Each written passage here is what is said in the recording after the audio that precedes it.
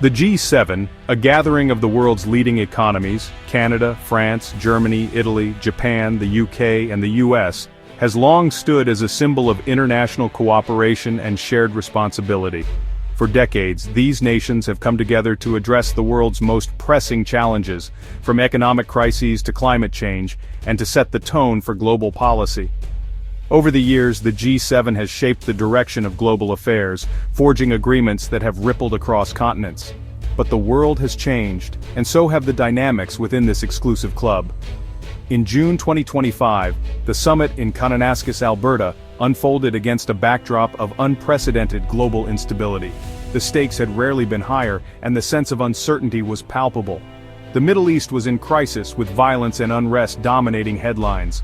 Western alliances, once considered unbreakable, were now showing visible cracks as leaders struggled to find common ground.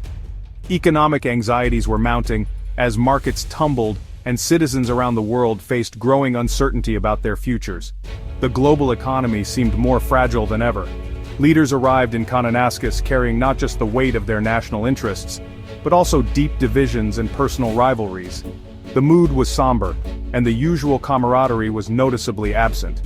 Canada's new Prime Minister Mark Carney hoped to steer the conversation toward climate change and sustainable growth, seeking to unite the group around a forward-looking agenda. Meanwhile, the US, under President Donald Trump, arrived with an America First agenda that had already strained relationships with traditional allies. The tension was unmistakable. The official agenda was ambitious, packed with urgent issues, but the atmosphere in the meeting rooms was tense and uncertain. Every discussion seemed to teeter on the edge of disagreement. Outside, the Rockies offered a breathtaking, tranquil landscape, a stark contrast to the political storm brewing inside the summit's walls. Nature's calm only highlighted the discord within. This was not a meeting of friends, but of rivals compelled by tradition and necessity to sit at the same table. Old alliances were being tested and new fractures were emerging. Around the world, millions watched as the drama unfolded, wondering if these leaders could overcome their differences and find any common ground at all. The stakes were high. Unity could mean hope for global stability, while open discord threatened to deepen the world's divisions. The outcome of this summit would not just shape headlines, but set the tone for international cooperation, or conflict, in the year ahead. The world was holding its breath. The question lingered in the mountain air. Could the G7 still lead in a fractured world, or was this the beginning of a new era of uncertainty? Kananaskis was chosen for its isolation and beauty, a deliberate attempt to inspire calm and focus. Canada's Carney wanted to use the setting to push for bold climate action and renewed alliances. The goal: secure unified commitments to green energy and sustainable economies. The summit was also a chance to reaffirm shared democratic values in a tense world. Canadian hospitality, from mountain vistas to local cuisine, aimed to foster rapport. But beneath the surface, political fractures ran deep. The natural splendor couldn't mask the ideological clashes. Canada's vision for unity was about to collide with rising nationalism. The stage was set for a diplomatic showdown. The summit quickly became a battleground of worldviews. Canada and Europe pushed for climate action and fair trade. The US, under Trump, resisted, prioritizing national interests. Trade talks turned tense, with Trump threatening tariffs and questioning the G7's foundations. He shocked allies by proposing Russia's return, swiftly rejected by the rest. The biggest rift: climate change. The US blocked any meaningful commitments, citing economic risks. Negotiations stalled, and the dream of a unified front crumbled. The G7's core purpose, collective action, was in jeopardy.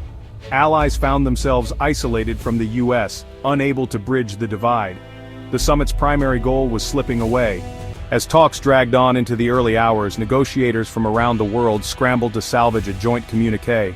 The atmosphere was tense, with every word and gesture scrutinized, as diplomats huddled over documents searching for common ground.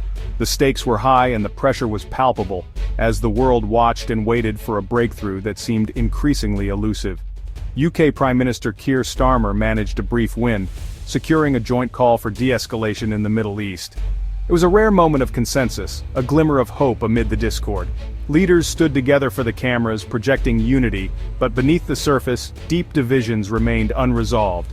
But Trump's commitment to the agreement was shaky at best, and tensions remained high. His body language betrayed unease, and his statements left allies uncertain about America's true intentions. The fragile peace was threatened by mistrust and competing interests. The turning point came suddenly, when Trump abruptly left the summit, citing urgent security matters. His departure sent shockwaves through the negotiation room, leaving diplomats scrambling to adjust their strategies. His early exit was widely seen as a deliberate move to derail the final negotiations, casting a shadow over the summit's outcome. Journalists rushed to report the dramatic development, while world leaders exchanged anxious glances. The remaining leaders pressed on, determined to salvage what they could. They issued a G6 statement without the US, a rare and telling moment in international diplomacy. It was a gesture of defiance but also a sign of weakness. The unity they tried to project was undercut by the absence of a key player, and the mood was somber. The absence of America's signature on the agreement underscored the alliance's fragility. Without the US, the statement lacked the weight and authority it needed to reassure a watching world. The hope for unity, so carefully built over days of negotiation, was gone.